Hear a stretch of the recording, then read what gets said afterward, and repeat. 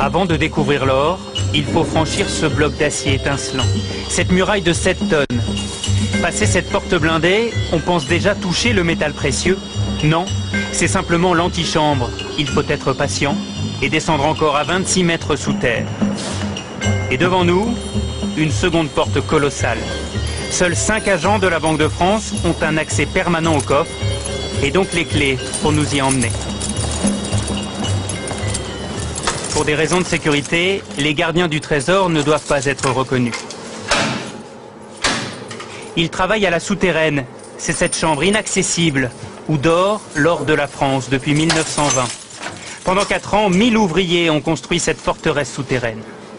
Dans la souterraine de la Banque de France, l'or se présente sous 2 aspects. Vous avez la barre, elle pèse 12,5 kg.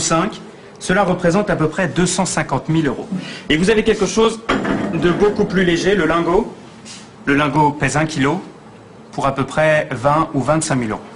Et au total, 2500 tonnes d'or reposent sur ces étagères. Cela représente 54 milliards d'euros. Depuis 5 ans, le stock a diminué. La France a vendu 500 tonnes d'or pour acheter des devises en dollars et en yens. Et alors, c'est quoi votre travail ici?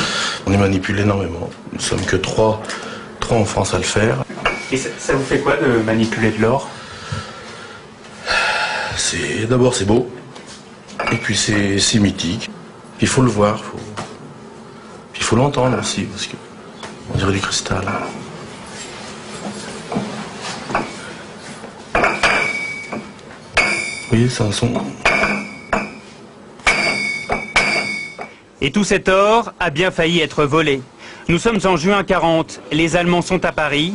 4 officiers nazis se présentent à la Banque de France et demandent qu'on ouvre les coffres. Oui, mais ils sont vides. L'or est déjà sur les routes. Il y a 2800 tonnes d'or à évacuer, ce qui est considérable.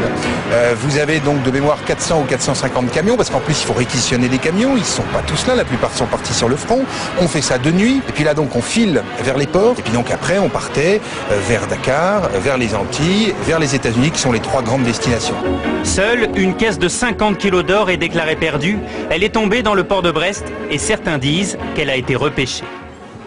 Après la guerre, l'or retrouve son écrin. Aujourd'hui, avec ce stock de 2500 tonnes, la France est le 3e plus gros détenteur d'or au monde, derrière les États-Unis et l'Allemagne. Cet or, c'est la forme ultime de paiement dans le monde. Donc, ça fait partie de ce qui donne le crédit à la France, à l'économie française. C'est de la monnaie sous une autre forme que nous gardons précieusement contre tous les vols, toutes les tentations qui pourraient exister. Et comme vous l'avez vu, je peux vous garantir que c'est très très bien gardé. Jamais des cambrioleurs n'ont essayé de rentrer. C'est de toutes les manières impossible.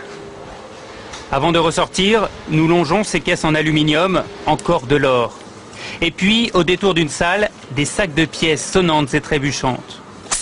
Des dollars qui rappellent la ruée vers l'or. Notre voyage au royaume de l'or aura duré 2 heures, avant de remonter vers le monde extérieur.